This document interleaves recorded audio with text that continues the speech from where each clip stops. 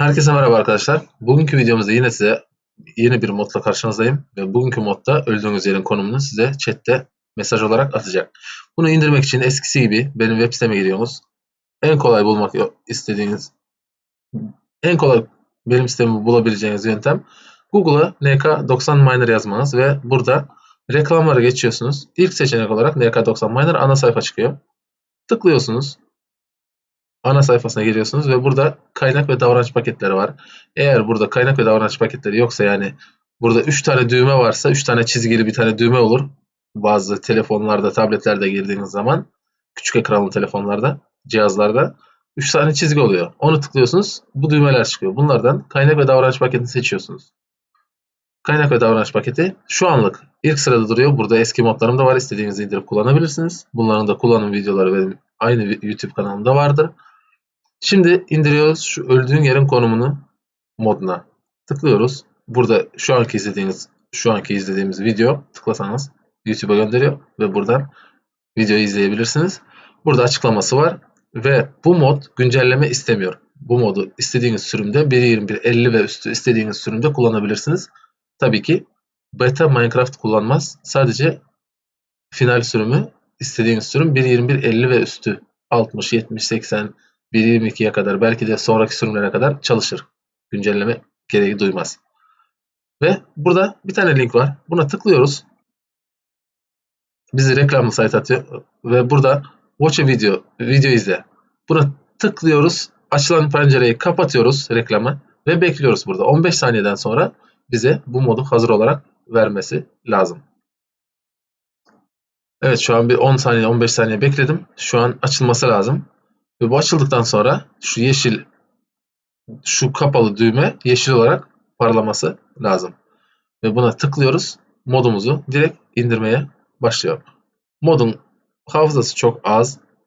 O yüzden hızlı indirir. Kurulumu da kolay. Bakın yeşil düğme çıktı. Tıklıyoruz. Modu indirdi. Çift tıklıyoruz. Mojang Minecraft'ın içinde açtı. Telefondan eğer açmıyorsa dosya tarayıcınızı değiştirin ve indirdiğiniz dosyayı tıkladığınız zaman sizin şu modu otomatik olarak Minecraft'ın içinde açması lazım. Açmazsa başka dosya yönetici kullanın. Benim size tavsiyem Total Commander. Total Commander kullanırsanız onun içinde çok kolay olur. Basılı tutuyorsunuz indirdiğiniz modu. Aç diye çıkıyor. Birlikte aç diye çıkıyor. Birlikte aç'a tıkladıktan sonra Minecraft'ın ismini seçiyorsunuz. Size otomatik olarak Minecraft'ta kurulum yapacaktır. Tamam. Bu modumuz şu an hazır. Oynaya giriyoruz. Yeni dünya oluştur. Fark etmez. İsterseniz eski dünyanızda, isterseniz yeni dünyanızda, önemi yok. Ama şöyle bir şey söylemem lazım. Hiçbir şekilde bu modları kullandığınız zaman, yani dünyanızda davranış paketi kullandığınız halde, ben şu an çoklu oyuncuyu kapattım. Kimse dünyama katılmasın diye. Buradan davranış paketinden öldüğün yerin konumu modunu yüklemen lazım. Burada gösteriyor, bakın, öldüğün yerin konumu chatte gösterir. Kapatmak için eline sopa al ve eğilerek tıkla. Eline sopa ile eğilerek tıkladığın zaman o modu kapatabilirsin. Yani öldüğün yerin konumunu sana göstermeyecek. Bunu ekliyoruz. Etkin kısmına geliyoruz. Burada aktif olduğuna emin oluyoruz ve denemelere ihtiyacınız yok. Deneme açmayın. O yüzden bunun güncelleme istemiyor. Oluştur. Dünyayı oluşturuyoruz. Evet. Dünyamız oluştu ve biz artık burada tam ekran yapacağım. Normal oyunumuz survival. Hiçbir şekilde hileler açık değil. Olmaması lazım. Yanlış hatırlamıyorsam. Evet. Hileler açık değil. Hileleri kullanamıyoruz. Ve buradaki şimdi ölürsek bize otomatik olarak bu mod açık duruyor. Eğer ölürsek şu an bizim chatte öldüğümüz yerin konumunu yazması lazım. Kendimizi intihar edelim. Daha hızlı yöntemini bulamadım maalesef.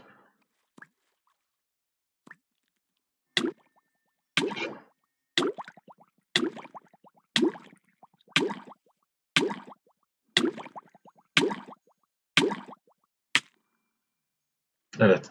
Öldük. Anahtardan çıkartayım. Ve bakın chatte bize öldüğün yerin konumu şöyle diye gösterdi.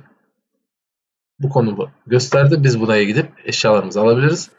Ve artık biz bu modu bu konumu göstermek istemiyoruz. Belki sunucumuz var. Bizim adresimizi bilmesini istemiyoruz, konumumuzu. Elimize çubuk alıyoruz. Herhangi bir tahtadan çubuk yapılıyor zaten. Çubuk alıyorsunuz. Bir tane olsun, 5 tane olsun fark etmiyor. Eğilerek, bakın dik durarak değil de eğilerek tıklıyorsunuz. Açılıyor menü. Bakın F5'i bastım şu an. Eğildim ve tıkladım. Menüyü açtı. Öldüğünüz yerin konumu açık. Kapat. Bir tane seçenek var. Kapatıyorsunuz. Bakın mesaj geldi. Öldüğümüz yerin konumu kapalı. Tamamdır. Artık ölürsek bizim öldüğümüz yerden mesaj gelmiyor. Bir yükseklik de yok. Zıplayalım desem.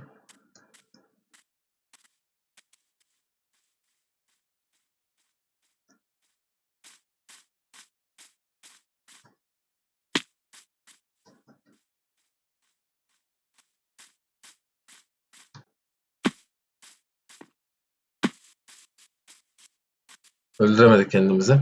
İstediğin zaman olmaz zaten. Şimdi kendimizi öldürmeye çalışıyorum. Evet. Bir tane boğuk var mı? Var. Gel buraya. Vur bana. Bir tane daha. Bir tane daha. Hadi bakalım. Haydi bakalım. Tamamdır. Bakın öldük. Bizim chatte konumumuzu göstermedi.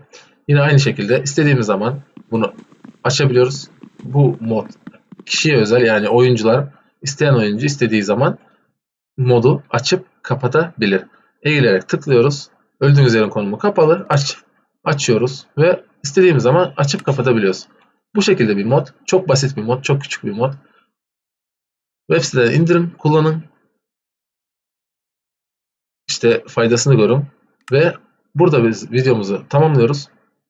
Bir sonraki videolarda görüşmek üzere. Hoşça kalın. Bay bay.